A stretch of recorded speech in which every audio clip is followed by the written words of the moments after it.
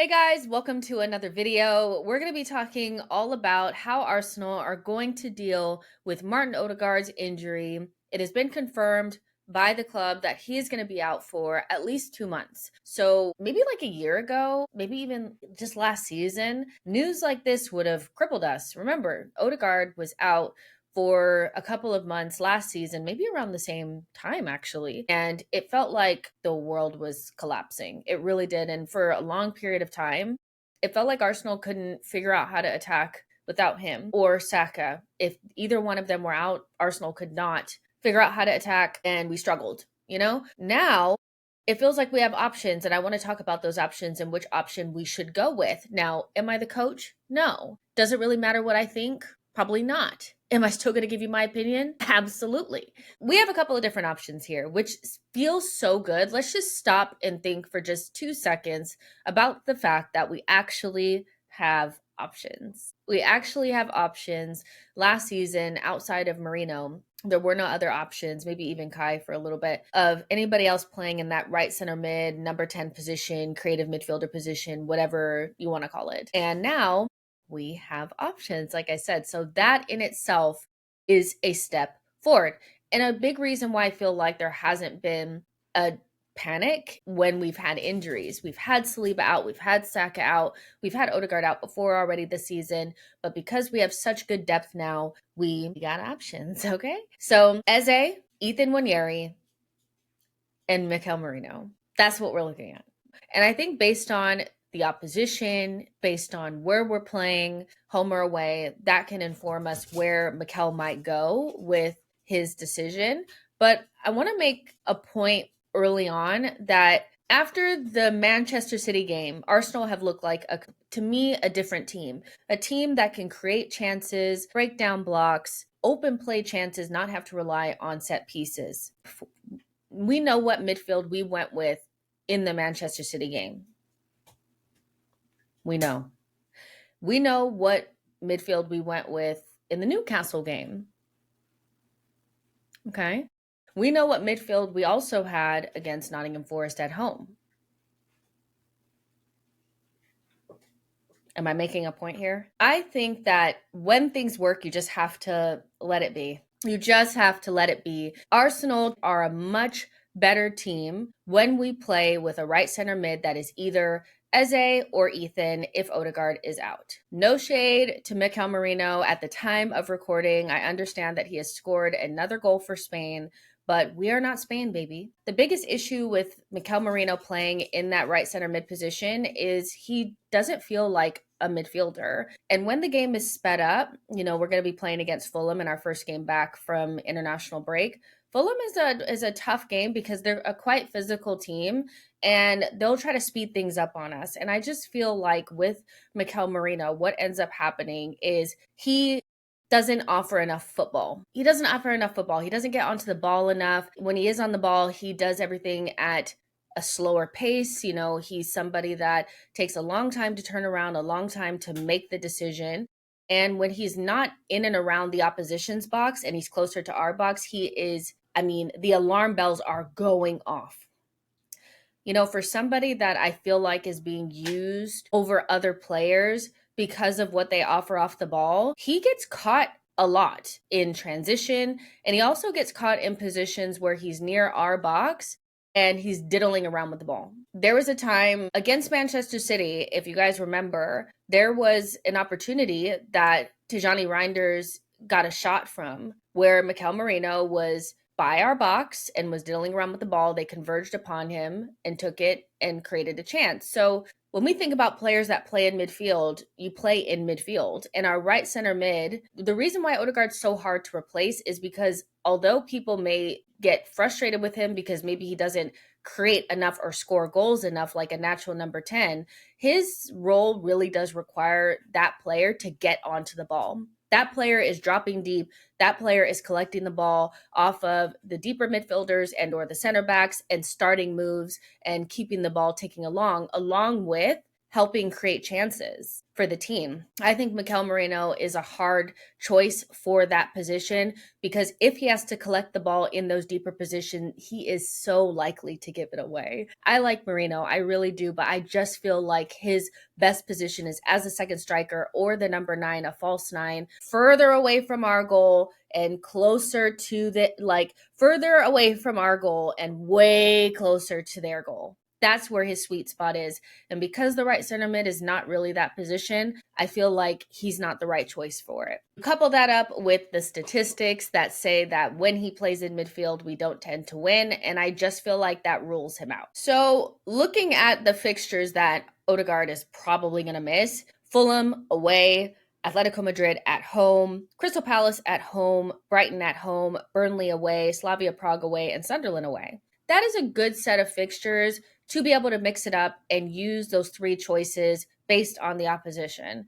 Now, if I have to guess, I think at home against Atletico Madrid, I think Arteta is going to use Mikel Merino. That's why I feel like he should go with somebody else for Fulham. I also think for Crystal Palace, he should use somebody else.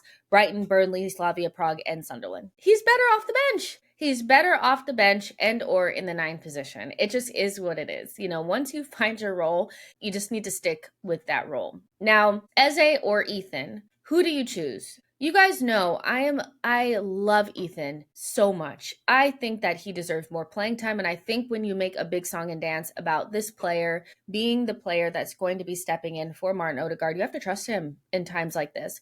And I feel like Arteta has not trusted him enough. And it's causing people to become antsy. Now, us being antsy or the fans being antsy doesn't really mean anything because I don't really think that Ethan is antsy. But I do think that there's a little bit of a emphasis on him getting playing time when Ødegaard is out. What a run of fixtures to show Ethan that you trust him. This is the perfect run of fixtures to show. In particular, Crystal Palace at home, Burnley away, and Sunderland away. I know they're away from home. I get it. But it's not like he wasn't really good against Leicester away from home last season. He can play away from home.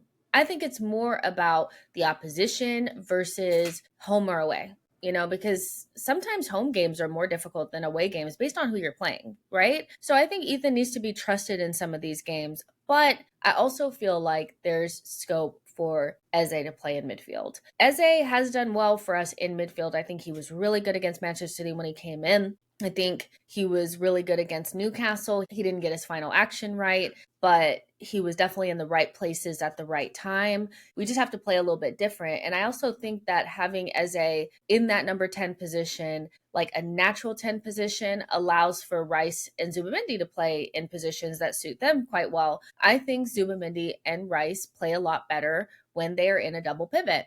I think the less we see Rice in left center mid positions advanced, and the more he can operate around the center circle and be more attached to Zubimendi and do some of that dirty work, they just work so much better together in that role. And then Eze can just do the number 10 stuff. No, we're going to have to modify things to suit the players because they're all very different. Mikel Merino, Eze, and Ethan are all so different.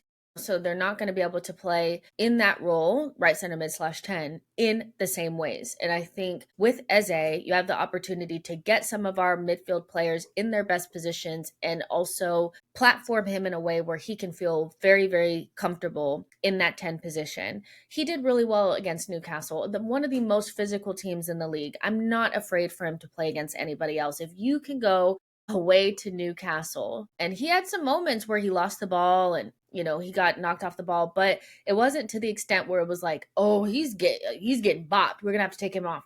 It wasn't like that, right? And so I would say that the way that I'm looking at these fixtures right now, I think maybe Fulham away, you go with Eze. Fulham away, you go with Eze. Fulham away, you go with Eze. Fulham away, you go with Eze. That sounds good. Fulham away, you go with Eze. You go with your Rice Zubimendi in the double pivot. You go with Eze in the 10. You go with Gyökeres up front. You go with Saka. And then you pick one of Trossard or Martinelli. And I think based on how Arteta has been utilizing the team so far, I think Trossard would get the start and Martinelli would be a super sub off the bench because Martinelli is going to play a role against Atletico Madrid. one player that definitely shows up in Champions League fixtures is Martinelli. He will be getting probably more of like a look in against Atletico Madrid, where Trossard, Gyökeres, Saka, and Eze should be a front four that should be able to get us over the line in that Fulham game. Crystal Palace at home, probably want to see Ethan. I think I want to see Ethan in the right center mid. Eze back out wide, go with Gyökeres up front and Saka on the right. I think Ethan, if you want to make sure that you support him a little bit more, he can do that well at home. Crystal Palace at home is going to be a really difficult game. We're going to need more creativity on the pitch to break down Crystal Palace. Crystal Palace are the second best, I think, defensive team in the league next to us. So I think that you want to add more creativity to break down a block. So I want to get Ethan and Eze in the door on the pitch together, so that we have the most opportunity to break down what is going to be one of the nastiest blocks that you've ever seen at the Emirates, right? So looking at those 3 games, I do think that you might see 3 different players playing in that right center mid 10 position. But for Fulham and Crystal Palace in particular, I think Eze in the 10 against Fulham, Ethan in the 10 against Crystal Palace, adding Eze in there as well, then we can break them down.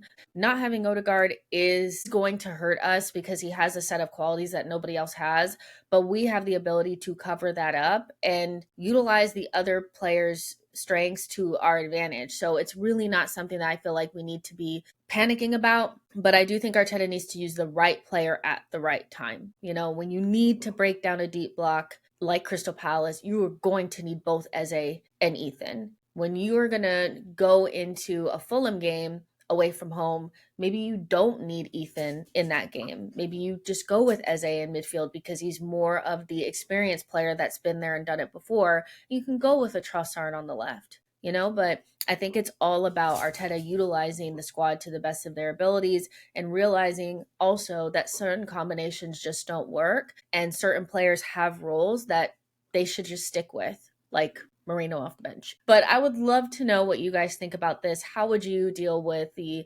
Ødegaard injury in the next couple of games? How do you see this working out? Do you think Eze should play Ethan or even Mikel Merino, or even maybe Ethan and Eze in midfield? I don't know. Just go crazy in the comment section and I'll meet you guys there. If you like this video and subscribe to the channel, and I'll see you guys in the next one. Bye guys.